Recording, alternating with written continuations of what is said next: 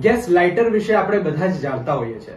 હું doctor Urvesh Chauhan, psychologist અને therapist, એ વાતને આજે સમજાવવા માટે આવ્યો છું, એ પણ મનોવૈજ્ઞાનિક દ્રષ્ટિકોણથી. મનોવિજ્ઞાનમાં એક શબ્દ છે જેને કહેવાય છે ગેસ લાઇટિંગ.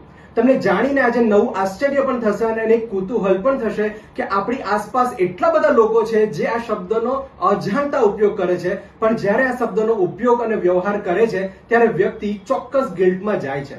ગેસ લાઇટિંગ એવો વર્ડ છે કે જેમાં કોઈ બ્લેમ કરવા જેવું કશું છે જ નહીં, પણ તેમ છતાં ઇન્ટેન્શનલી એટલું બધું બ્લેમ કરવામાં આવે છે કે જેને લઈને વ્યક્તિ ગિલ્ટમાં જાય છે. હું એક ઉદાહરણના દ્વારા તમને સમજાવવાનો પ્રયત્ન કરીશ.